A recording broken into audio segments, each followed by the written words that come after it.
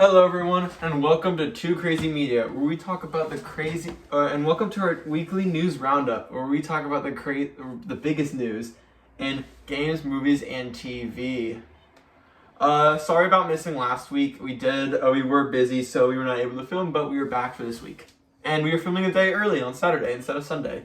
But don't worry, next week, hopefully we'll be back to Sunday. But if not, then we'll definitely try to film a video on Saturday instead. We just didn't want to miss out on too many weeks not filming. So, I say we jump into it. But before we do, I just want to say that we are going to give a review in this video of Redfall, Star Wars Jedi Survivor, and Guardians 3. That will be at the end of the video, just so we can so that's an excuse to get into spoilers for Guardians 3.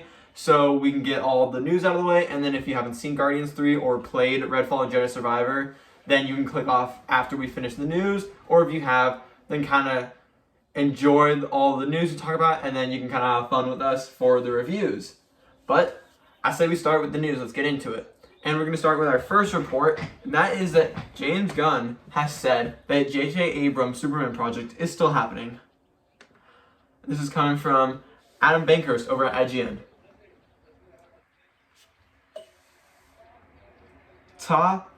The Ta-Nehisi Coates written story that would reportedly have a black lead may still happen. DC Studios co-CEO James Gunn has said the Superman reboot project from J.J. Abrams and Ta-Nehisi Coates that would reportedly star a black lead is not off the table despite Superman Legacy. Speaking to IO9, Gunn made it clear that the existence of Superman Legacy doesn't necessarily mean other Superman stories are off the table, especially with the formation of Elseworlds that allows the DCU's Batman, the Brave and the Bold to live alongside Matt Reeves' The Batman 2, which would live outside the main connected narrative.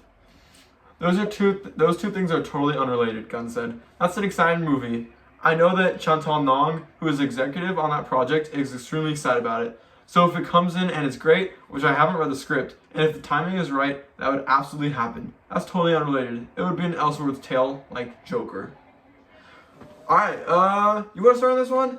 I think this is really cool. I think having another Superman movie besides Superman Legacy is really cool to have a part of Elseworlds. It's kind of like Batman. Like that, having two Batmans, having two Supermans is really cool.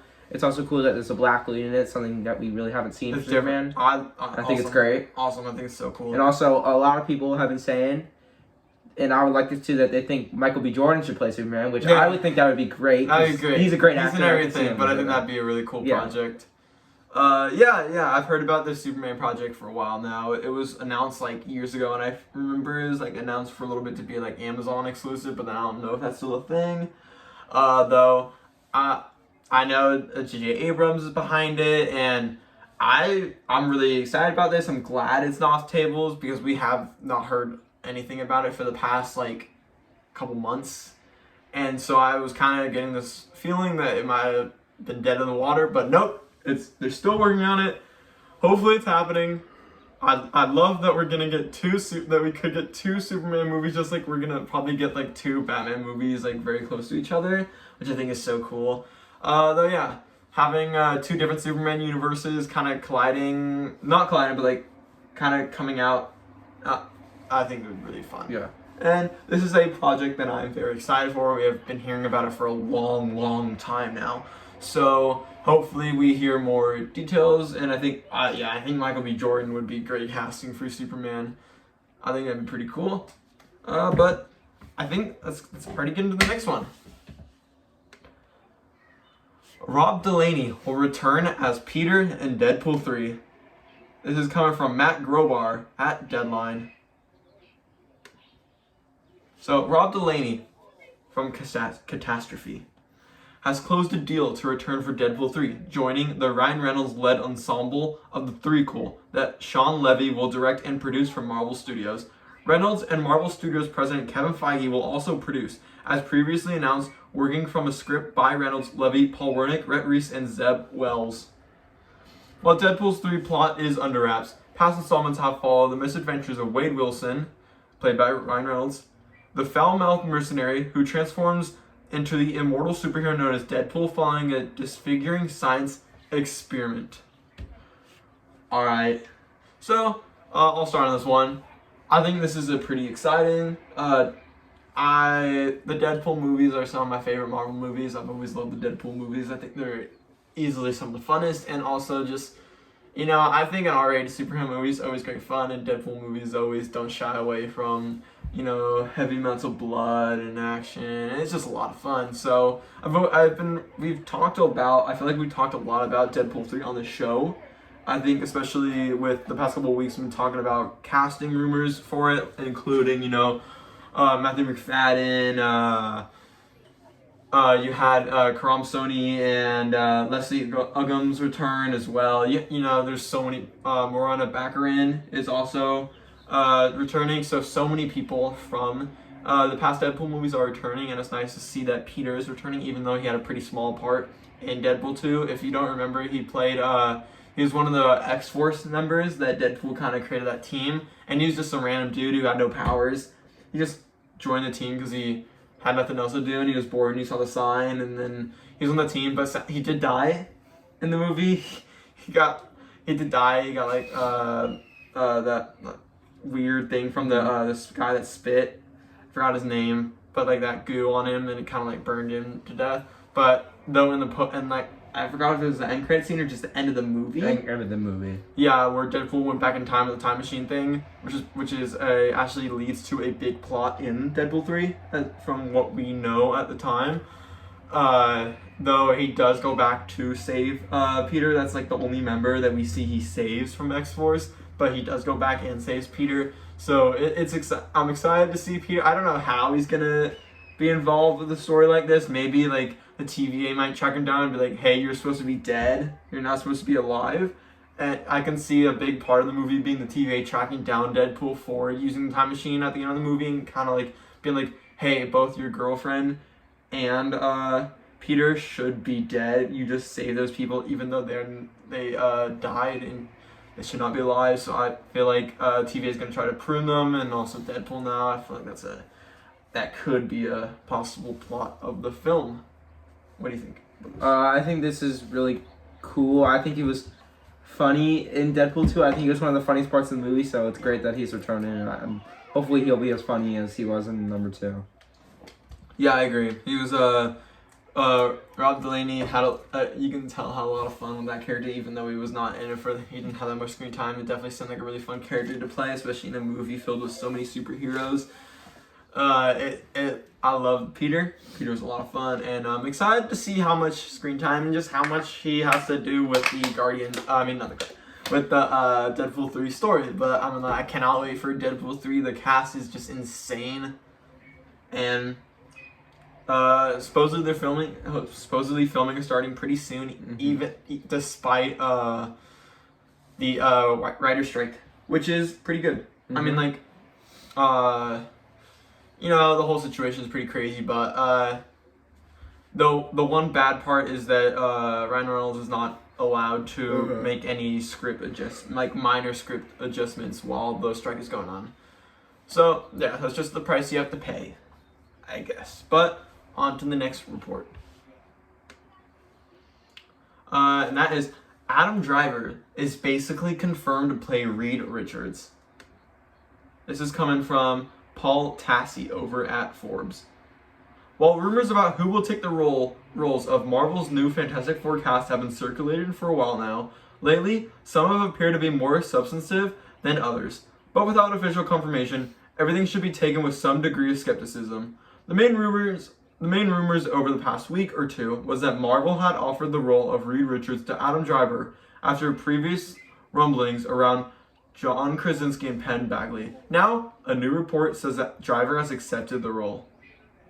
Alright, so this is pretty big. We've been, I can't remember if we ever reported on any Fantastic Four casting on this show. I don't think. But, it's been happening a lot the past couple months. I feel like every week we have a new, casting rumor, oh, this person can play that, this person can play that. Our next news report, we're actually going to talk about another Fantastic Four casting rumor, funny enough, but there's I feel like there's constantly people like, oh, this person's playing Reed Richards. Oh, this person's playing Sue Storm. Oh, and then the next week, oh no, this person's playing Reed Richards, and this person's playing the Thing, and like, oh no. So it's been kind of like really going crazy, the whole casting rumors for this movie. I feel like either other people are just making the stuff up, or they're really just having like a crazy casting journey where they're just like, oh, they're like about to cast this person. Like all of Hollywood is trying out for the Fantastic Four, it seems like. But yeah, I'd love to see Adam Driver. I really like Adam Driver as an actor. I think he's great. I've seen him in a lot of films. Most recently 65. Not the best film, but he was okay in it. He was one of the only good parts of it. He's also great as Kylo Ren. While the latest Star Wars trilogy is not my favorite, the sequel trilogy, I think Adam Driver is definitely one of the many pros of that trilogy. I think he's great as Kylo Ren. And I think he'd be a lot of fun as Reed Richards. I also would have liked him to play Dr. Doom. I think he's a great villain. He's a great villain character, so I think... But at least he's still a Fantastic Four-esque character, and a big one. He's Reed Richards, which is a huge role. Yeah, that's the leader. So, but what do you think about this, considering we just saw, about a year ago, John Krasinski as Reed Richards from the 818 universe in Doctor Strange? What do you think? I think that that John Krasinski is like the perfect Reed Richards, but I also think that it's nice to give another actor who hasn't like been in anything Marvel related already, who hasn't been in Marvel, a chance, and especially an actor like Adam Driver, who's already really good. You know, everyone knows he's a great actor. Everyone knows he can do it. So I'm just really happy that he was cast as, and I have full confidence in him. Yeah, same. I have full confidence as well. I've seen a lot of people online kind of going around like, oh my god, this is like, oh, he can't be Reed Richards. No, he's so bad. Look, you can't knock until you try it, and you can't like say you hate the guy until you actually watch the movie and think. Because honestly, I think it's a good decision. I like we said earlier, I like Adam Driver. I think he's great, and I think he really nailed the role of Reed Richards. If it wasn't Adam Driver, who would you like it to be? Probably John Krasinski, I'm being honest. Yeah, I'd agree. I feel like in Marvel, we kind of established that a lot of characters have the same actor in different multiverses. So it's a little weird that John Krasinski that Reed Richards is totally different looking from universe to universe. But it's fine. It's not that big of a worry. They can probably come up with an easy explanation on that. I think with Infinite number of people through the multiverse, I think it's fine that some may look different. Yeah, I agree. But let's get on to the next report. That is another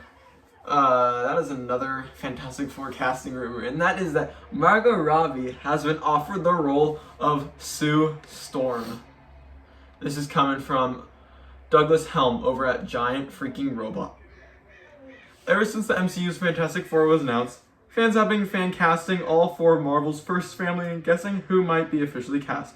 According to Scooper Daniel Rickman, we may have the Sue Storm piece of that puzzle soon, as Margot Robbie has been offered the role. However, Rickman reported that Robbie was merely offered the role, not that she has accepted it. Still, if Margot Robbie ends up taking the role of Sue Storm, that would be a massive boon for the long-anticipated film, as Robbie has a star power along with being the perfect fit for the character. Rickman has also previously reported that Adam Driver is rumored to play Reed Richards, and Paul Mescal has been offered the role of Johnny Storm. These three alone would be likely enough to get people to show up to the film in droves. I'm like 100% yes. If you had Adam Driver, Margot Robbie, and Paul Mescal as like the main cast, for this movie, I mean, like, this would be one of the craziest casts in any Marvel movie that we've seen since like Endgame. I think that's absolutely insane. I'd love to see Margot Robbie just as Sue Storm. I think she'd be great. Just like with Adam Driver, I love Margot Robbie. I think she's great, especially as Harley Quinn in the DCU. I believe she was also said that it was also rumored, or someone said that she's actually going to continue playing Margot Robbie. That she's going to continue playing Harley Quinn in the DCU, which I think she's the perfect Harley Quinn. I don't think there's ever been a better Harley Quinn in anything. But I think she just fits the role so well, especially with James Gunn under the helm. I think she'd be perfect for Sue Storm. I love her and everything else she's been in. I think she's great. Can't wait to see her in Barbie. But I think I think that would be a really cool cast to have Adam Driver and Margot Robbie. Sorry, I totally just blanked that. Margot Robbie as Sue Storm. I think that'd be pretty cool. But also Paul Mescal. Mm-hmm. I like Paul Mescal. He's cool. He's a good actor too. He's a great actor, yeah. So I think he'd be really cool as Johnny Storm. I was also that guy, Rudy Pankow guy, was also. I'm pretty sure it's rumored he is offered Johnny Storm. Rumored for Johnny Storm as well. I want to be honest with you. No offense to any Rudy Pankow fans, or if Rudy Pankow is watching this. I've never seen anything Rudy Panko's in. I tried. Actually, no, that's a lie. I tried watching Outer Banks. No offense to Outer Banks fans, but I didn't like it at all. I actually hated it. I couldn't get through 3 episodes of the first season. I just could not watch it. It was really bad.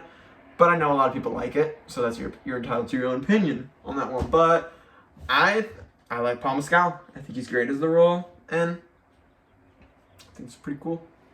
Not to mention, who do you think would play the Thing? Well, I think my best guess and my best hope is Seth Rogen, because he's just, the actor that I could see playing the Thing. He's big. He's perfect for the role of the Thing. The Thing is more of a humorous character. Yeah. He's perfect for it. Yeah. He's all CGI, I think for the Thing, someone like Seth Rogen or Jason Segel, that's another heavily rumored one. I think either one of those two would be awesome for the Thing.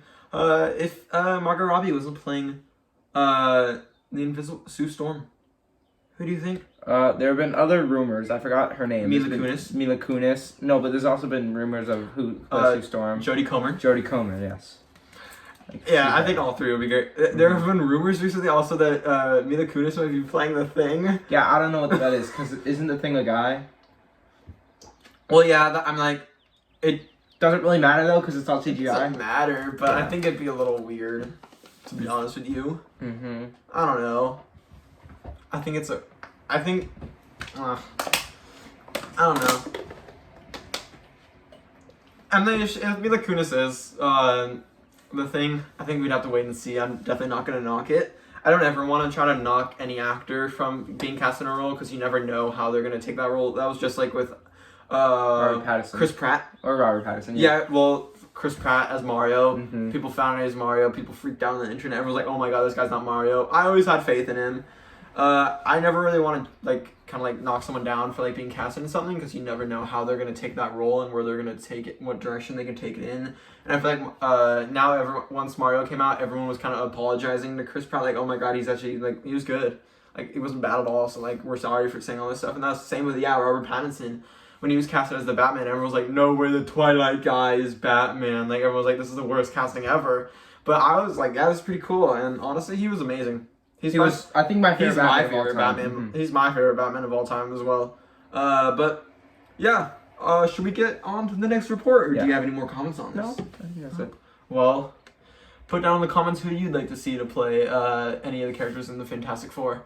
But let's get into the next report. This isn't really a report. This is more just a kind of a conversation I want to have. But we're creating a new segment here, and that's called Let's Talk About. Basically, where we just talk about something. It usually doesn't have to do with news or anything, but it's just something I want to have a nice little conversation on. And for our first little segment of let's talk about the ever-growing Gladiator 2 cast. So, just to start this conversation off, first of all, we both have not seen the first Gladiator movie. I would like to, especially before the new one comes out. But once this one comes out, I will definitely be seeing Gladiator 2, especially because of this cast.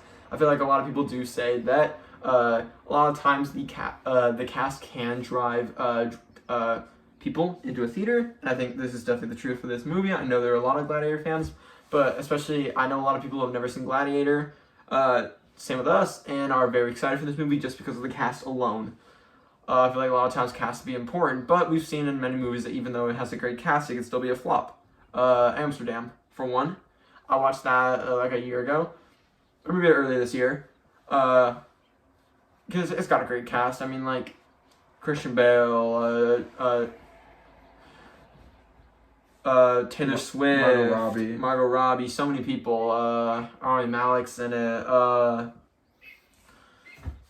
Michael Shannon. But I feel like I'm forgetting a lot more. But I hated that movie. I couldn't get through about 30 minutes. So we saw Dawn. I couldn't get through 30 minutes without being like, John David Washington. It just was not a good movie. So that, not all the time, but I do have hope in Gladiator 2. I don't think Ridley Scott's last movie was the greatest. It was The Duel or something it was called. It was the Last Duel with Adam Driver and Matt Damon. We never saw it, but we heard it wasn't too good and it didn't really earn very much. And then Ridley Scott, I forgot what he blamed it on, but it was a pretty funny thing. Oh, I think he blamed it on Fortnite. I don't think he blamed it on Fortnite. No, I think he did. I think it was something crazy like that. I don't know if I think it was like I think it was like phones or technology he blamed it on. I don't know. But it was I think it was something close to Fortnite that he blamed it on.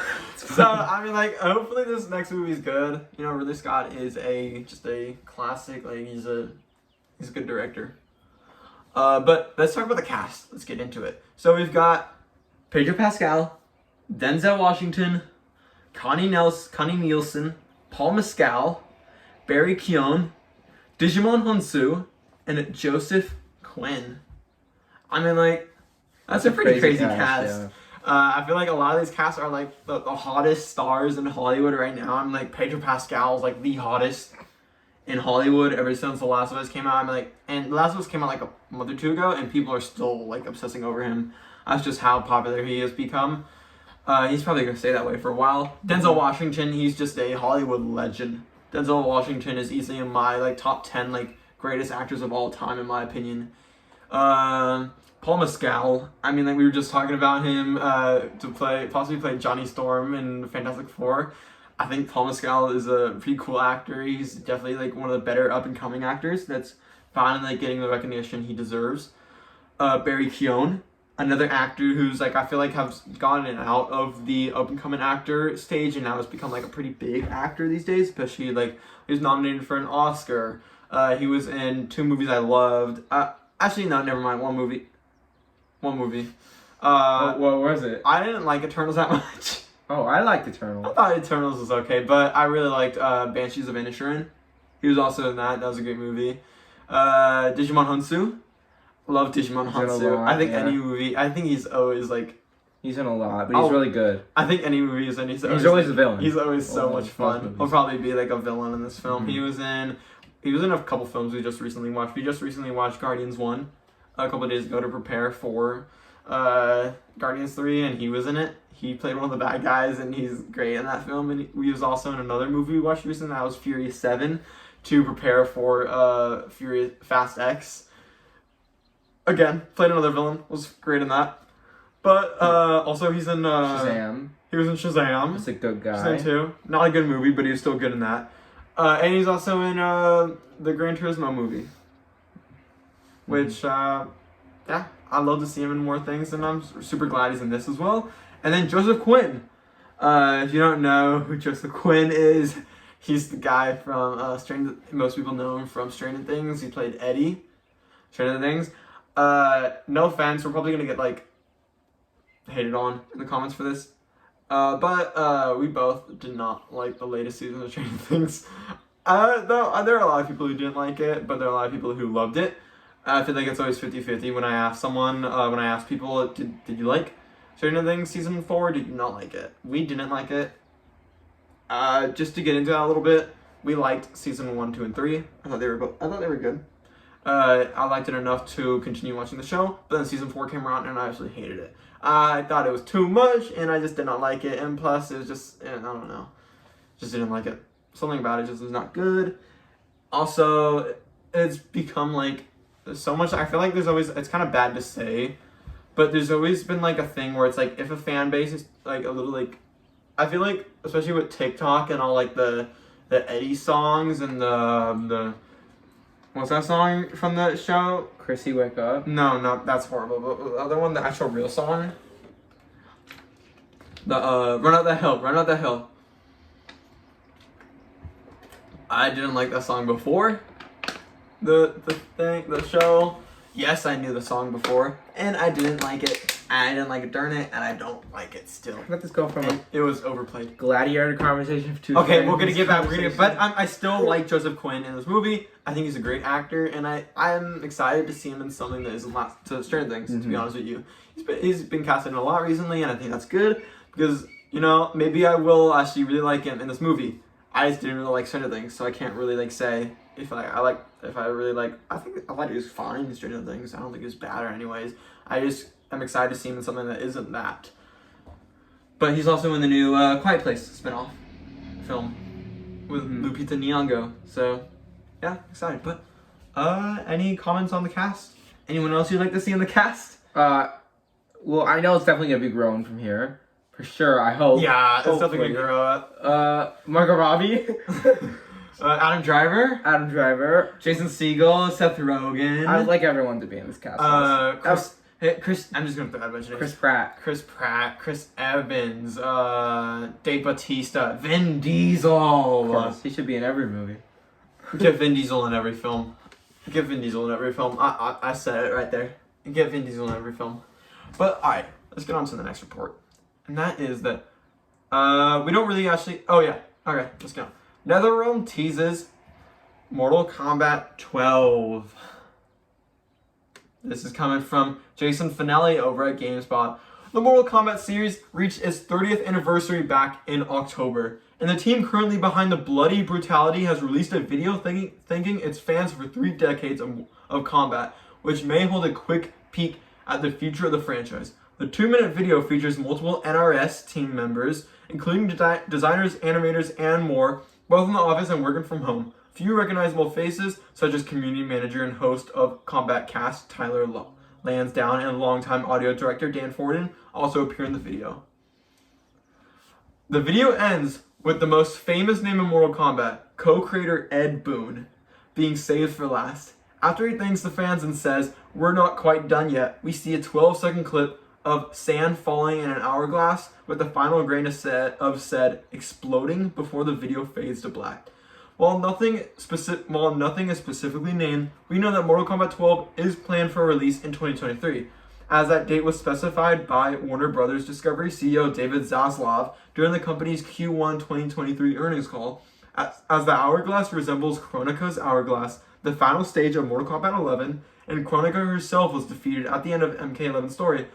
This tease could relate to MK12's debut trailer. Alright, since you're a huge Mortal Kombat fan, let's start with you. This gets me really hyped because I've been waiting almost. MK11 came out like 2018, 2019. Yeah. I've been waiting about 4 or 5 years, almost 5 years for a new Mortal Kombat game. So it's been a long wait, but it's almost here, which is good. Towards the end of the year, close. And we're gonna get a full reveal trailer probably soon in the next month or two. But this trailer was really cool, even though it didn't show much. It does hint at the possible story for the game and where the direction the game is going. Yeah. Like if you played MK11 and you went through both of the story modes, you would know that the villain of the Kronika is her whole thing is time, and it's all about time travel. So I think what they're gonna do for this game is not make it so time travel. They're kind of representing that time. They're kind of in one they're resetting kind of the timeline. And well, I feel like they even showed at the end of the game. Yeah, at the end of the game, new Liu Kang, and at the end of the game, it kind of shows the timeline resetting. And the new, So I think that the plot of the game is going to be both characters that we've seen in the future of Mortal Kombat that we've always seen, new characters along with older characters set in the past. I think possibly because I don't think they're gonna want to get rid of the newer characters that are in the current timeline of MK that are really liked. I don't think they want to get rid of them. So yeah, I'm you said it perfectly. I'm not a huge Mortal Kombat fan. I played the latest 2 games. I really enjoyed Mortal Kombat 11, especially the story. I had a lot of fun with it, and I did get into it for a month or 2. But I mean, like, I'm not the biggest Mortal Kombat fan, though I'm very excited for MK12. I have been missing fighting games. I feel like there hasn't been a fighting game I played since Mortal Kombat 11. So I'm excited to get this game finally, get my hands on it. We've been hearing about this for a while, and we've been talking about it for a while. You know, there are constant reports of like, oh, there's a trailer coming soon, oh, there's a trailer coming soon, but it never comes. Hopefully, I don't think we're gonna see it soon. I think we'll see it around like Summer Games Fest time, like sometime like early next month. Probably, possibly at the Jeff Keighley event. I wouldn't be surprised. Jeff Keighley does have a good relationship with Ed Boon. Also, Ed Boon's great. Mm-hmm. My one wish for MK12 is that for one of the guest, actually two characters, for the guest characters we get is Homelander and Ed Boon. You serious? Yeah, I'm serious. Well, serious. I have a personal suggestion for a guest character that it's kind of random, but I think it's gonna happen. I think Neo from The Matrix has a very high possibility. He's teased it many times. It's a very high possibility of being in the game, and I think he's gonna be a guest character. Okay. He's teased it. I'm not just saying that because I want it. It's just because he has teased it many times, cool. and I think it'll be Keanu Reeves, like a younger version of him, and I think that'd be really That's cool. Either that or John Wick, I'd be happy with. Oh yeah. Oh god. I think John Wick. I remember people thought Agent 47 Hitman was gonna be in. That's my favorite part. Mortal Kombat 11. That's my favorite part. The guessing of the DLC characters is always great. So I think it'd be cool to see like John Wick, maybe even a Marvel character. You know, we saw. My wish. We saw Joker. Honestly, this is a DC. pretty controversial opinion, but I would have liked for there to be a like a brand new IP fighting game from NetherRealm. Then Mortal Kombat for the next game. I would have loved a Marvel fighting game, like Injustice, but for Marvel. Get like Captain America fighting like High Evolutionary. That'd be really cool. I'd love to see a Marvel fighting game, just like Injustice with Marvel characters, because I'm a huge Marvel fan. I love DC, but I'm a way bigger Marvel fan. And so I think that'd be really cool. But I'm very excited for MK12. Yeah, just like what you said, I think guessing the characters is a very fun process. But yeah, I think the Chronica Hourglass does resemble maybe like a new timeline being created or something like that. More time travel. I'm gonna be honest, I wasn't the biggest fan of Chronica. Neither was I. I don't really like it that much. I'd much rather have there be like another like character play the villain in the next. I next personally game like the grounded villains that are always MK villains and not time travel in a new villain. I like the villains like Shao Kahn. Like Shao Kahn and Onaga and Shinnok. I know you don't know those names, but like no, Shinnok. I know Shinnok. I don't know Onaga, but I think he might be the villain for the new one. I don't know. We'll see. But Onaga. I like he's like a big dragon guy. Like Shinnok and they've already got their time. Shinnok and Shao Kahn was a bad guy in just for the latest ones. So yeah, I think it's pretty cool. Mm-hmm. And I remember in the last game, ended up being Liu Kang. I think was the main character at the end. I think it's pretty cool. I always like Liu Kang was kind of the main Liu Kang and Johnny Kang were always kind of my favorite characters in the Mortal Kombat games, so love to see that again. But on to the next report. Alright, so we don't actually have like a report for this, but we're just gonna talk about it. But that is that Respawn is working on at least 2 more Star Wars titles. Now correct us if we're wrong, we don't actually know if they confirmed. I tried looking online to see if they had confirmed what the titles were going to be, but I couldn't find anything anywhere. So, but if there were, just put in the comments down below what like 2 titles they could be working on. But for right now, we don't really know. Maybe I just missed it while looking. But let's kind of talk about what would you like? Just kind of predict maybe. Now that we know that Respawn is working on 2 more starts. The latest one, Star Wars Jedi Survivor. And Star Wars Jedi Survivor and Battlefront. I think Battlefront 2? No, Battlefront 2 is EA. Yeah, Respawn is EA. Okay, it's EA Active. Isn't it Activision? I'm not sure. No. Yeah. No. Respawn. It's Apex. Apex. I think Apex is live service. That's not Star Wars. And that's Star Wars. They did Jedi Fallen Order. They did Apex Legends. They Titan. They did the Titanfall games. Yes. Love the Titanfall games. I guess they didn't do. No, they did. Just search Battlefront 2. But yeah, I'm very. What do you think? Let's start. So I think definitely they're gonna work on a I think definitely they're working on already, or they might start soon. A Jedi Order or Jedi Star Wars Game 3, the third one, because I definitely think they're gonna make it a trilogy because it's just the games are that good and everyone loves them. So yeah, they did Survivor. And I they think did definitely Fallen gonna be Order. a new Jedi game for sure. The last one probably. But Okay, so we actually do know the two Star Wars games are gonna be. We have a first-person shooter. So they didn't do Battlefront, no. but I think they were a support team on it. I remember, but they're Yeah, making because they were responding. they're making a first-person shooter. Pretty cool. I would that'd be pretty cool. And they're making a strategy game. For one, I'm just gonna put it out there. I think a really cool strategy game would be like Bad Batch, almost like an XCOM thing where you kind of like control them for like top-down view, like a strategy game. I think it'd be really cool to control. Like I've never seen the Bad Batch show, but I've heard great things about it, and I can see that being pretty cool in a video game. Taking like the characters in the group from the Bad Batch and kind of like using them in a XCOM, Marvel's Midnight Suns-esque game. I think that'd be pretty cool. And then for a first-person shooter, it could be anything. It could be like maybe your Storm. Oh, what I really like is a first-person horror shooter. That is Project Blackwing. If you don't know what Project Blackwing is, basically like stormtroopers like become like flesh-eating zombies, and it's like a total like horror-esque. It's like very Dead Spacey, and EA is known for Dead Space, so I think it'd be pretty cool if Respawn kind of took on a first-person Dead Spacey-esque game, but like you're like kind of like a stormtrooper that's surviving on a huge Star Destroyer, and all of a sudden you've got this like the Project Blackwing outbreak that kind of spreads through, and now you have to take down like the stormtroopers that are zombies. I think that'd be pretty cool. Other than that, I think maybe like even Bad Batch as first person or Rogue Commando is a classic Star Wars game. Rogue Commandos I think is a first person Star Wars shooting game, classic. I think they can also do a brand new Rogue Commandos game. But yeah, are you excited for would you play a Star Wars first person shooter from? Of course. From the same people who do Jedi Survivor? Yeah, of course. Would you play a strategy game?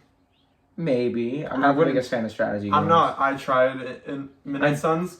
Not the Didn't like biggest it at fan all. of strategy games. I thought I'd like it because I love Marvel, but I didn't like it at all. I'm just not a big fan of those games. I'm like more in your face action, not really kind of like sit there and kind of like program you gotta go there and then program you gotta go. Yeah. You get the gist. But I'm definitely excited for a first person shooter in the Star Wars universe with Respawn. I feel like there's so many Star Wars games in the works right now. I'm like, you've got these two. You've got Ubisoft's open world Star Wars game, which is still in the works. Reportedly, we're supposed to hear about that during their E3 conference in June. Cannot wait for that. That's very exciting for me. Do you remember what else? I know there were a couple more Star Wars games. Mm-hmm. I know that I know there's a lot of Star Wars games. I know there's also a lot of Marvel games in the works. Because we've only seen a couple Marvel games out right now. It's really just Spider-Man on the PlayStation and Midnight Suns and Avengers. But like we're getting so much Marvel games, but we'll get into that in a later date. But anything else you want to talk about this? No.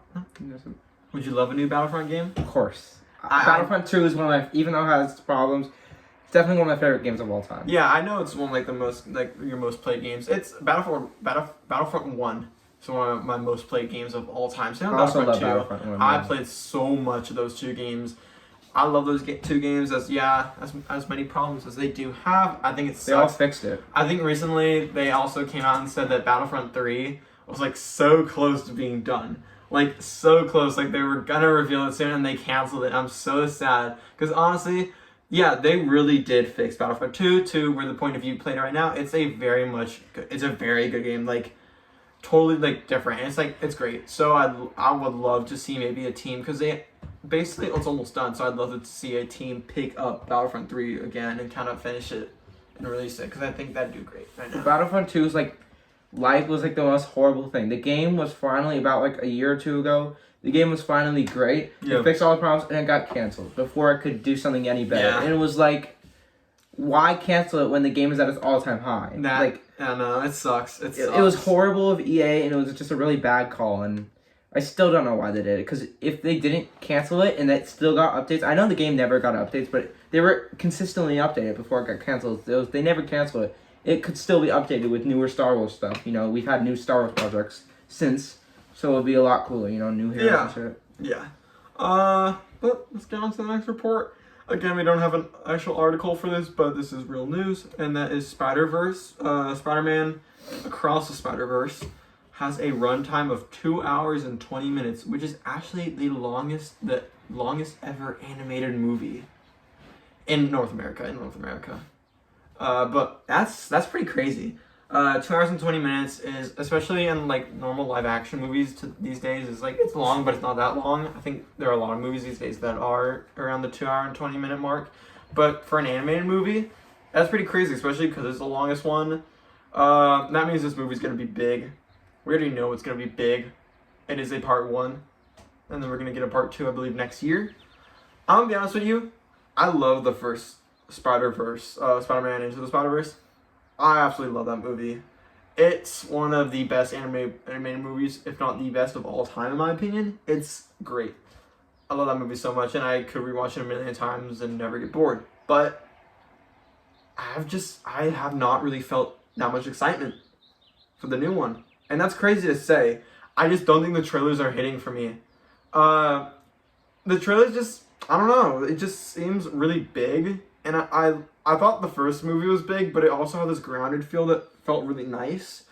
So I'm a little worried about this film feeling too big, where it's like, oh god, this is like a little too much. So I do have my nerves. I do think this is probably going to end up being a really good film, and a film a lot of people love. I feel like usually with these kind of movies that like the first movie's so good, I feel like it's too good to fail. But I mean, like, we've seen examples of first movies being great, and then the movie after it comes out being horrible. I think Thor Ragnarok and Thor Love and Thunder is a great example. Thor Ragnarok is a movie many people consider to be one of their favorite, or not their favorite, Marvel movie of all time. I think Thor Ragnarok is definitely one of the funniest Marvel movies, and it's also just, it's a lot of fun. That movie's great. And then the next movie after that, Thor Love and Thunder, was just a total train wreck, and I think most people's opinions, it was not good at all. So, you know, we've seen many examples of that. Hopefully, I'm really hoping this movie is good. I just wish the trailers were better, because I just have not been hyped, and I wish I was hyped for this movie, because I cannot. Because, like, I feel like the thought of just having a new Spider-Verse movie, it just gets me excited. And then kind of seeing the trailers, like, okay, cool. Yeah, I'm excited. Hopefully it'll be good, but I'm not, like, jumping out of my seat. I can't, counting down the days like I am for movies like Mission Impossible and Fast and Furious 10 and, like, Guardians and stuff like that. But, you have any comments on this? I think that Spider-Verse has competition to be one of those movies this year, if not the best, because first one was just as good, that was that good that I don't think this one would be any less, like, I think it will be as good, if not better. Okay. So, but I think it's got tough competition though for the movie of the year, because I think we'll talk about it later. There are, don't spoil our opinion on Guardians. I'm not, but I'm just saying John Wick. Don't spoil our opinion on Guardians yet. John Wick was great, and I think it was so good that I don't know if Spider-Verse can win. Fast. Well, Fast hasn't come out yet, but we'll see. Yeah. Don't forget about Fast. Don't ever forget about Fast. But on to the next report. Same with this report as the last two. We don't actually have an article, but this is real. Carl Urban is in talks to play Johnny Cage in Mortal Kombat 2, the movie. I'll start first. I have watched The Boys, you have not. Carl Urban, as you know, if you don't know, is in The Boys. He is one of the main stars in that movie. And not that movie, that TV show. I love The Boys. It's easily maybe my top 3 favorite shows of all time. That, Succession, and maybe like Ted Lasso, I think are my top 3 favorite TV shows of all time. And I can't wait for the Boys spinoff show, Gen V, and also the new season that supposedly comes out, I think, next year. Because I believe they might have wrapped filming sooner. They're about to. Oh, no, they did. They did wrap filming. But Carl Urban is like one of the main stars of that film, of that, why do I keep calling it film? Of that TV show. And I think he's great in it. And although people are saying online, like, oh, this is weird, Carl Urban as Johnny Cage, like, he does not look like Johnny Cage. And, just, like, it's weird. But, hey, like I said earlier in this episode, or in this video about not judging anyone when they're casted. I'm not going to judge Carl Urban as Johnny Cage. I think he could definitely nail this role. If he just kind of like has like the same, if he kind of gives off the same attitude as Johnny Cage does in the movies, is very in the games. God, this kind of cocky, braggadocious superstar attitude that he's got to himself. I love Johnny Cage. Johnny Cage is always my favorite character in Mortal Kombat in the games. I was very excited at the end of the Mortal Kombat movie when they teased Johnny Cage is coming in the next film. There have been a lot of them saying around the internet and the actual, like, The Miz. They want The Miz, who is a wrestler, to play Johnny Cage, and The Miz has actually said that he really wants to. But I'm like, look, correct me if I'm wrong, but I don't remember The Miz being in any movies or TV shows. So I don't really know how the guy is.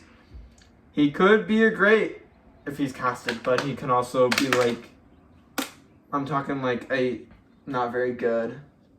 It could be like a pretty phoned in, like hey, Cassie, look, it's Kung Lao. Mm-hmm. Kung Lao, go fight that bad guy. Mm-hmm. I have won an Oscar. Like, I don't know. But, hey, can't really knock an actor until you see the performance.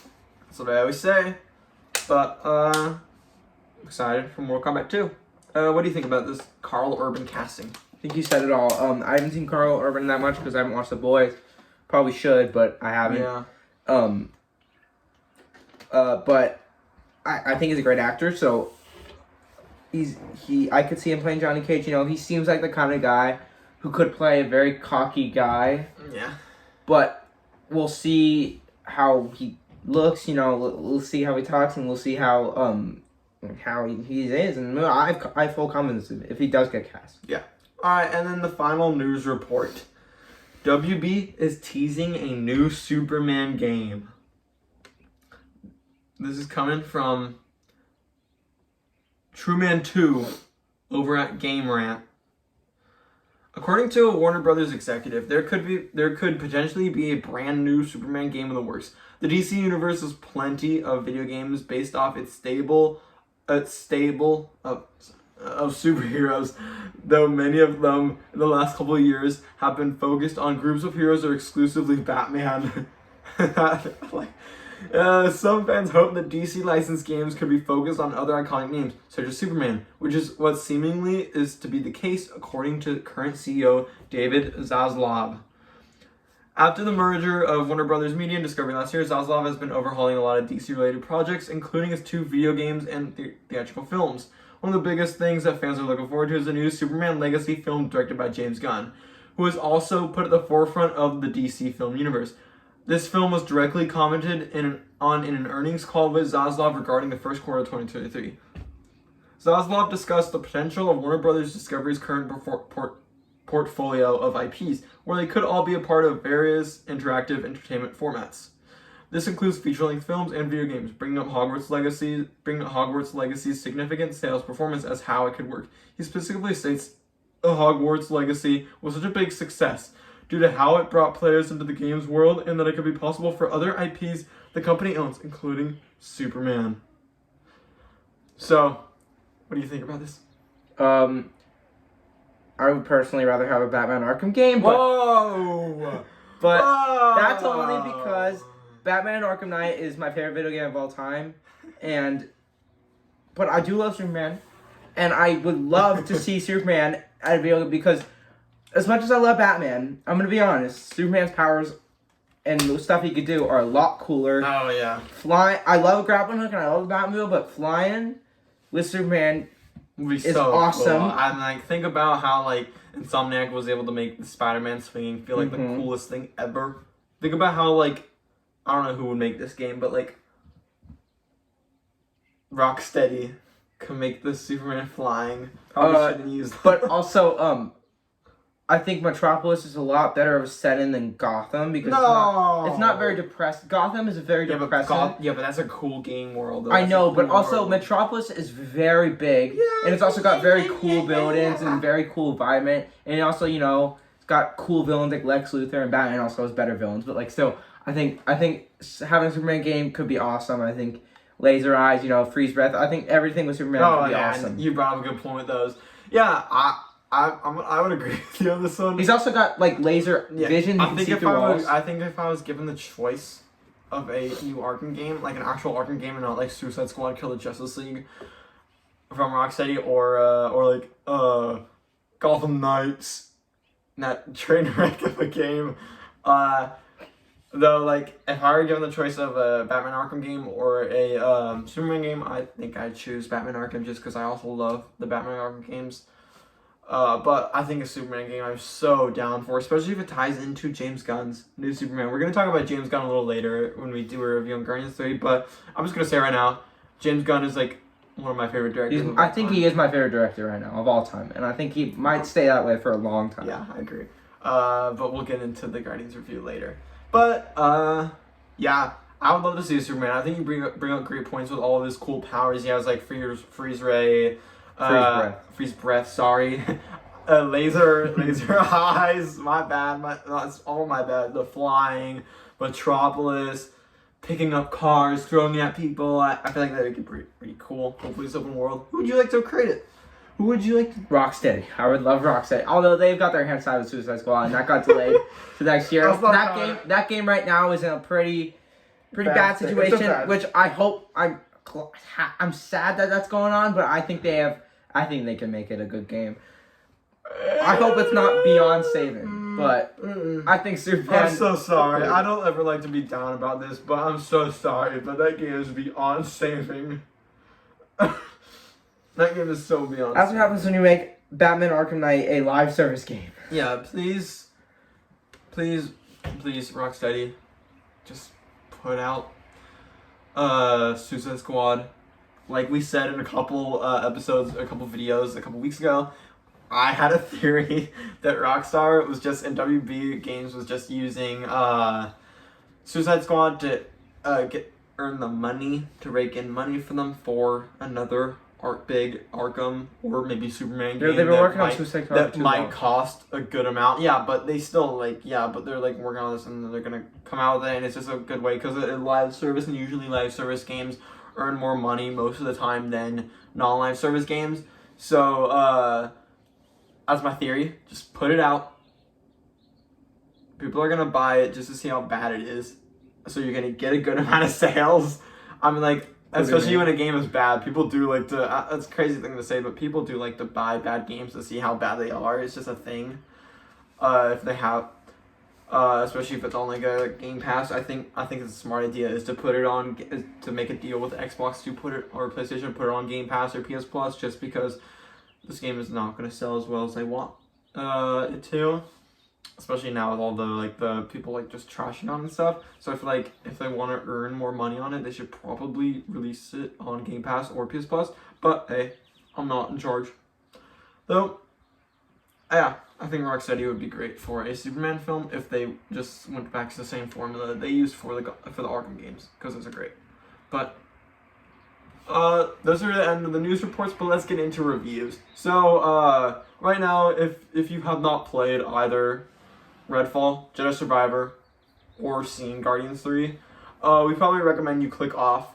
Probably though we're gonna get into the Redfall review first. So if you have should be a quick one. Yeah. So if you don't want to get Redfall spoiled, which I don't really think I can spoil that much to be honest, then click off. But if you want to hear the review, but like you haven't seen Jedi or Guardians, then click off once we get into those reviews. But let's get into the Redfall review. I'm gonna go because I'm the only one who's played it. Jason has not played it. Yes. Why is that? Why do you think? Yeah. Let's let you explain that. Okay, so we do have a ranking scale, and that's 0 to 10. And I want to rank this. I'm gonna rank Redfall a 3 out of 10. Generous. Yeah, yeah, but there are some good parts. I feel like let's go with the pros first. There are only a couple pros. I think the gunplay is okay. I think it's fine. That's it. That's it. That's it. That's it. Let's get into the cons.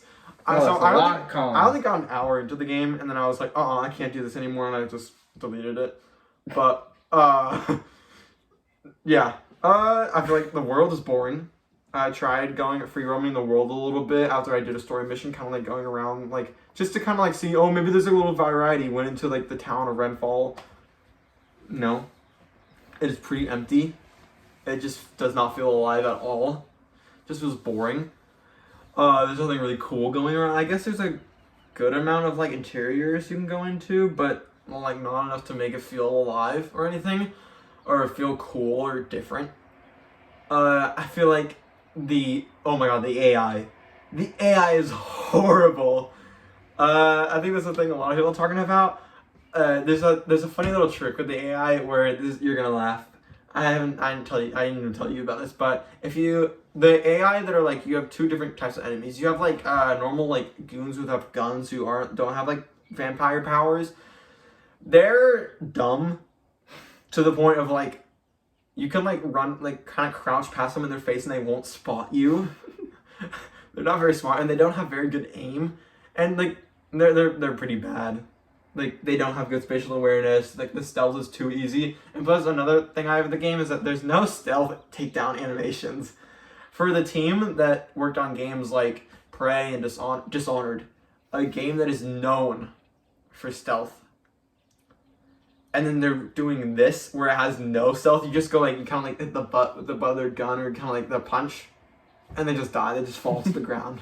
There's no like, maybe put them in a chokehold and like stab them, or like put them in a chokehold and like, no, it's just boom, and they just fall to the floor. It's really sad. I also heard a lot of people saying, I don't know what it was, but people were saying that there was a bug in the game that I don't think has been patched yet.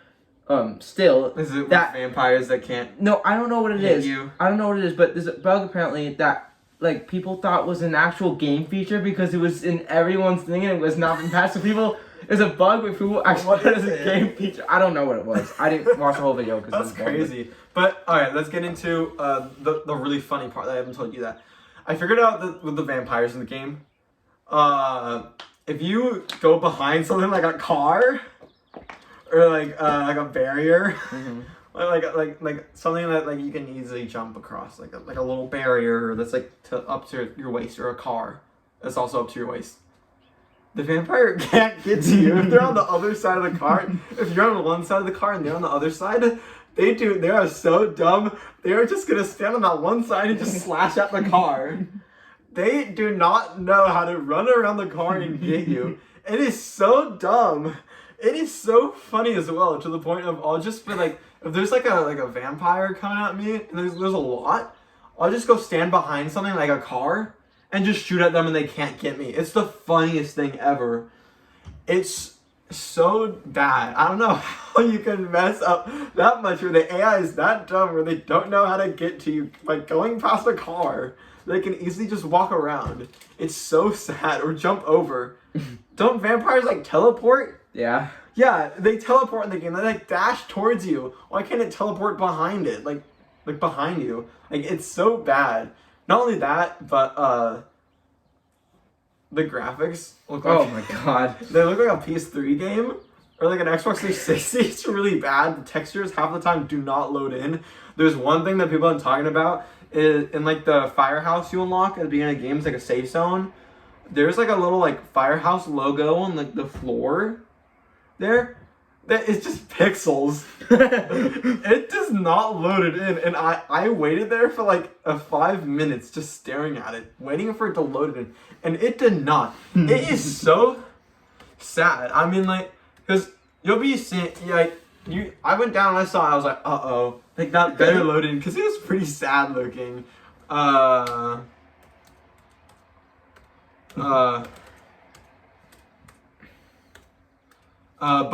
it just did not, and I don't know, there's definitely something wrong with the game, and also, just to talk about the, Something wrong with the game? Definitely, bro. is the, I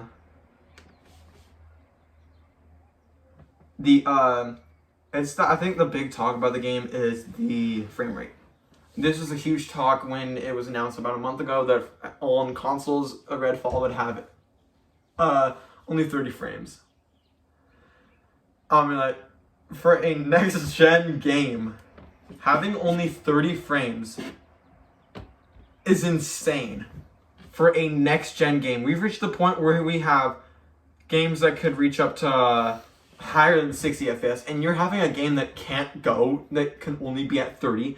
And when I was playing it, it doesn't even feel like 30. It feels like 20 or like 10. It does not feel good. It just feels bad. It almost feels like delayed, like the controls. It's sad. It's just not a good game. The story is boring. The dialogue is cringy. The townsfolk that you talk to, they look horrible. Again, with the graphics, it just looks horrible, like terrible. Like, there's a guy at the fire station that kind of like greets you out of the door, and it looks like Nosferatu. If Nosferatu looked bad, it's really bad. It's really bad. But yeah, 3 out of 10. I don't recommend it unless you're like, but no, I'm like, give it a shot. If you have Game Pass, maybe give it a shot. But if you don't have Game Pass, please do not spend $70 in this game. It is. I've seen people who said they enjoyed it, but honestly, majority of people do not.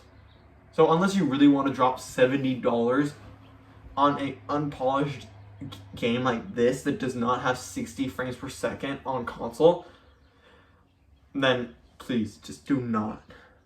Or if you do, go ahead, be my guest. Maybe you'll love it. But on to the next review, and that is Jedi Survivor. You have not played it? No. I have. This is another game only I have played. You really need to play more games. I don't think I'm gonna get Jedi Survivor. I think it maybe when it gets on Game Pass or it's like free or it's very low in price, then maybe I'll get it. But I don't really think I'm getting it now. But it is. I'll just go what you say, but I already kind of know what you're gonna say. Yeah, I've been loving it. It's been a lot of fun. There are some cons, which is why I'm going to give it an 8 out of 10. The reason, let's go with the cons, because there are probably less cons than pros. The cons, performance. This is another thing people have been talking about with Jedi Survivor, and that is the performance has been pretty bad. In a lot of areas for me, I remember when the game first came out, they were like, you cannot use HDR. Man, that's pretty crazy, especially with a next-gen game on next-gen consoles. You can't use HDR. HDR is a common thing in almost every single game, and now they're saying you can't use it because of the performance. I think they patched it. I don't know. I have HDR on, and I'm gonna be honest, frame rate and stuff is not very good.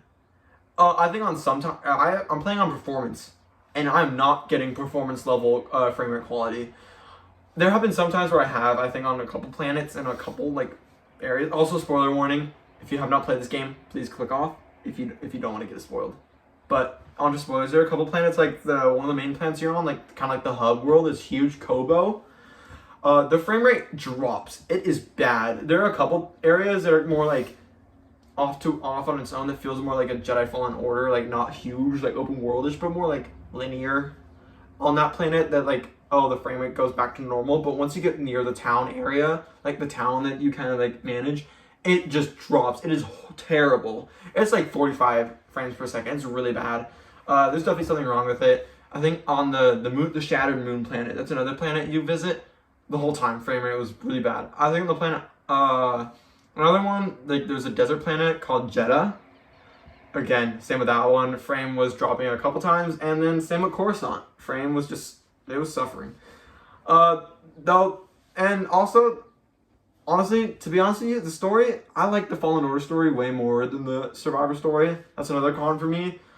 I just think that I loved Fallen Order and kind of the story about this like Cal who has to now become a Jedi in a time where Jedis are tracked down and killed, and a very bad time for Jedi. And now he kind of has to come with terms that he has to save people. And I think it's a great game. I love the story and I love the villain. The third sister is such a cool villain, and I really like the emphasis on the Empire. This film, on the other hand... You mean game? This game, sorry, my bad. This game, on the other hand, does not have a big emphasis on the Empire. The main villains you're kind of fighting is this guy named Dogon Gera and Ravis. Both of them, Dogon does have the Force, but both of them are, they're more like, they're not really associated with the Empire. They're sort of against the Empire. They're more like, they're like raiders. They're like scrappers. They're known as the Bedlam Raiders. They're a group you first meet on Kobo, and they kind of travel to other planets against you. They're sort of like the other adversary in the game that you're going up against. But you still go up the Empire, just like the Bedlam Raider are like a pretty big, and like Raven right now, and the point of, I haven't finished the game yet. I don't know how close I am. I'm on the part where I'm in that, like, that huge Clone Wars era ship that's on Kobo, that giant circle, I forgot what it's called, the Lugerholger, or whatever it's called. I'm on that right now. I'm still on that mission. No, it's just, I don't know. I just have not been joining the villains. I think that's a big gripe for me.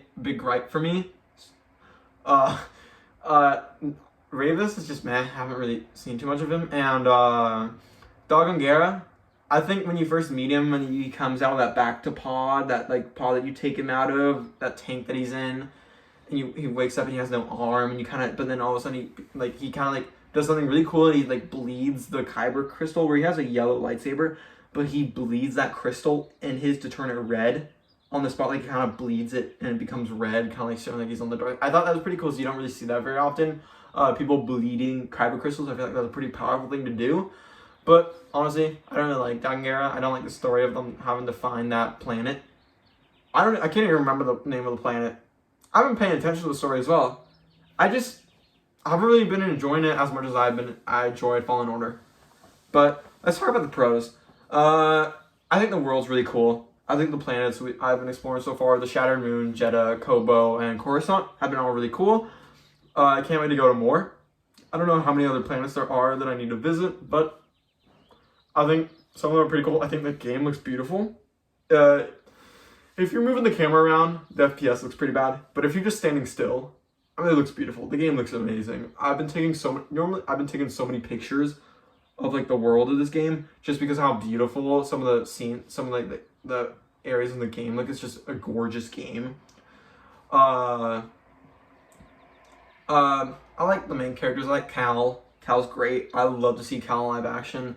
Love to see Greasy Money. I think Bode's a cool, very nice addition. I like Bode a lot. Marin's back. She's great. I played a mission recently in the game where it was like, you're kind of like, you have to go to this Jedi temple up in Jeddah, and rescue this guy because the Empire's raiding it. And kind of, when you have to escape with Marin, and there's this huge like drill, snake-looking Empire drill that's kind of drilling into it, like a huge claw thing. Really cool looking, and you're kind of like doing this mad dash out of there, and it's like you're parkouring everywhere, and you're using these crazy warp hole thingy that Marin's creating, and you're flying around, you're jumping and doing parkour. I thought that was really cool. That was a really cool part, and I was like, wow, this is really sick. But yeah, I haven't really had that much like, oh, that's such a cool moment in the game. I think the controls again are great. I've been enjoying the new stances, but honestly, I haven't really used any of the new stances. I've tried them all out. I've got them all out. Crossguard, double-bladed, and blaster. I think double-bladed, just not that good. I don't see a point to it. Crossguard, not very good at all. I think blaster is okay. I don't think the blaster is amazing. And plus, I hate having that thing on the top, on the left side of the screen that shows like how many bullets you have. I think it just takes away from it. And I think for like these games, I want as less HUD as possible. So to have that there, it just, I don't know, it kind of takes away. So I just use single and dual and just double lightsaber. I think they're both great. So, but yeah, 8 out of 10 for me. On to the next review, and that's our final review, and that is Guardians 3. So we just saw the movie like a couple hours ago today, on Saturday, and you want to start with it? Just with out of 10. Oh, spoilers. If you have not seen this and you want to see, Won't be allowed to spoil. Yes. Okay. First of all, 10 out of 10, best Marvel movie I've ever seen in my life. Wow. Just gonna say that right now. If you want to see this movie, please go see it. I recommend seeing this movie more than any movie I think ever. Whoa. Although or maybe it's definitely top 10 or top 5. Please just mentally prepare yourself because it's very sad. Yes, it's a lot. Bring tissues if you need to because it's a very sad movie. I cried 3 times minimum. I'm gonna spoil it right now. The only very good thing about the movie that I was surprised by is that no one dies. None of the Guardians. None of the Guardians died that we've known and loved in the High movies. Evolutionary dies. Well, of course, but no one cares about them. Rocket's friends die, like Lila and Teefs and Okay, Floor. but those aren't Guardians. Yes, I'm talking about the still main family members of the Guardians. Yeah. They didn't die, and it was a happy ending, which, even though the ending was a very happy ending, Aisha. it was very... The ending made me cry, only because it was such a happy ending. It was like they all split up at the end. It was just really nice, and Yeah. it was such a beautiful way to end the trilogy that you couldn't help but cry, and it was amazing. I'd agree. I'd also give this movie a 10 out of 10. This is easily... I don't know if it's my favorite movie of all time, but... Not my favorite movie of all time, but one of my favorite Marvel movie. Well, Marvel It's movie, in yeah. my top 3. Easily. Favorite Marvel movies of all time. I don't know if I like it more than, like, Endgame or Winter Soldier, because I just put those on such high pedestals, because Winter Soldier I love, and Endgame is just, I think Endgame was the biggest event, in film. Yeah, I agree. But Guardians, like, I also felt the same as Endgame. Obviously not, like, on the level of, like, people, like, screaming and cheering in the theater. Just like it was an a different Endgame. kind of movie. But in Guardians, like, you can hear everyone was crying. People were just sad in the theater. Everyone was crying in the theater. And everyone was clapping at the end. People were laughing at the jokes because it is a very funny movie as well. Not just sad, but it is extremely funny. Guardians movies are always funny. But again, I give this an easy 10 out of 10. This movie is easily the best film we've seen in Phase 4 and the best Marvel movie since Phase 5. Endgame. I mean, Phase 5. But it hasn't really been a Phase 5. There's nothing really been My bad. And also, it's better than any film in Phase 4, and it's the best film in Phase 5, better than Ant-Man. Of course. I think that the humor in this is the best humor we've seen of the Guardians in everything. I think the humor is so... including the other 2 Guardians and their other projects. Humor's great. Just a lot of fun. All the characters really get to shine with both humor and also a lot of heart. I feel like Drax is a character that has so much funny jokes. He has a lot of gags in the movie that just really land well. I didn't think there were any jokes in the movie that did not land. I feel like every single joke in the theater, people were laughing. I heard people around me laughing, and I was laughing as well. I think it was a lot of fun. Drax, just a lot of fun in this movie. Dave Bautista is just great. Chris Pratt is Star-Lord. Hilarious in this film. His relationship with Gamora in this film was just so cool, and I loved it so much. And I love the ending of how they didn't actually stay together, because I feel like that'd be too cookie cutter. I love how they did split up and how Peter Quill has learned the lesson that, like, people change and they're not who they always used to be. And all this is kind of an extreme situation because she is definitely not the person she was in those last movies. I still think that, like, this is a great ending to both their stories. Though, I cried. This is the most I've ever cried in a movie. I cried at least, like, 5 times. I can name so many parts when I cried. Like, so many other Rocket scenes with him and his friends and him just alone as a kid just made me absolutely cry and tear up. Like, the ending of the movie, last 5 minutes of the film, I was just bawling. Like, I could not control myself. I was crying so much. It's just, like, I don't cry in that many movies. There are a couple movies that I cry in, like Endgame, Guardians 2, I guess. But, yeah, not that much. But this film, I mean, like, it's just, like, because we just recently watched the Guardians films, which you haven't seen these movies, and you haven't seen the Guardians films in a while, we definitely recommend. Just, you don't even have to see Infinity War, Endgame, or Holiday Special, though we definitely recommend watching a Holiday Special. But just watch Guardians 1, 2, and Holiday Special before you get into this film. I think those are definitely important. Because, like, we just watched those movies again after having seen them in, like, a year or so. And, like, just falling in love with those characters again. And then watching this movie and just absolutely just, like, it's amazing. Adam Warlock, a new addition to the Guardians franchise, and he's just great. Will Poulter totally nailed Adam Warlock. He wasn't in the movie for that much. He had like 10 minutes of screen time. It felt like a long time. He felt like he was in a lot of the movie, much more than how much he was actually in. And I cannot wait to see him more. I feel like the end credit scenes we got, one was a tease of the new Guardians. You know, we got Groot, Rocket. Groot is huge now. Also, just to comment on Groot in the whole movie, I loved Groot in this film. I've always liked Groot, but he really in this movie felt a lot, sounded much more like Vin Diesel than he ever has. I think this is the best Groot's been. Oh, yeah. Baby Groot. He had he was great in this movie. He really did a lot.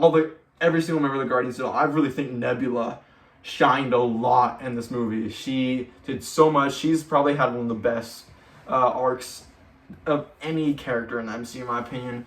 Star-Lord, again, just absolutely outstanding in this film. Though this film was Rocket's film. I think Rocket was the best. Without a doubt, and I think Rocket was the best, and I think this will cement Rocket as one of my favorite, if not my favorite, all-time Marvel character.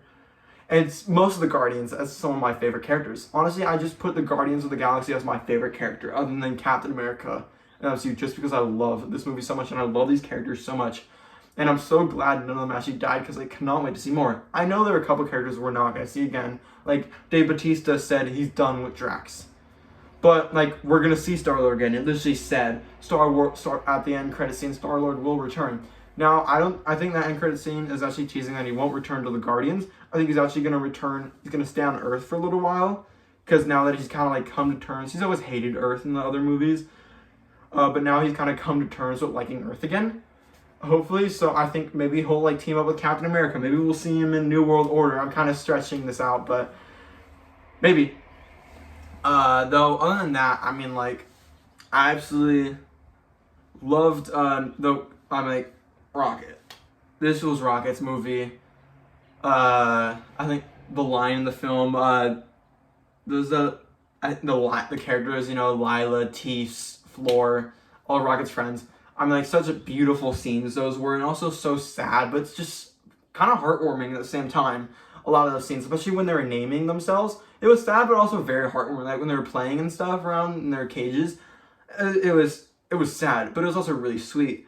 And the villain, High Evolutionary, who was played by Chukwuji Iwuji, phenomenal. I loved him even more than I liked Kang in Quantumania, and I think if they just like kind of retcon Kang and said, oh, High Evolutionary is going to be like the new Kang, which obviously they're not, but I'd be down for it, because honestly, I loved the High Evolutionary in this movie. He was just this, like, I feel like we haven't gotten enough villains where they're just like, horrible people, where, like, you cannot relate to them at all.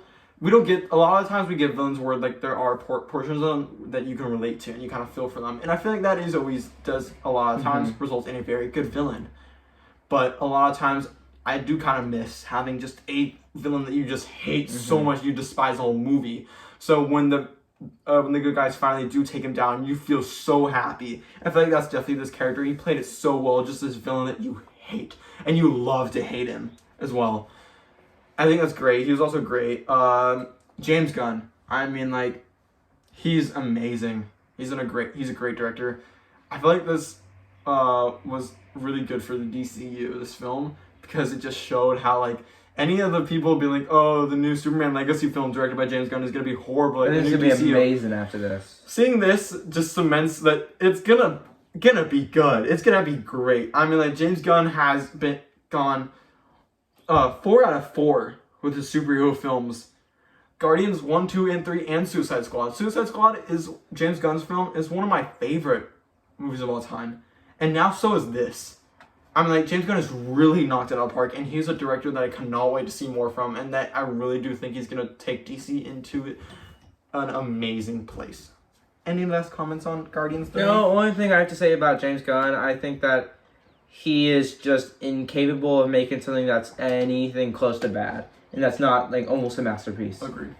He's just that good. Well, that's going to end it all.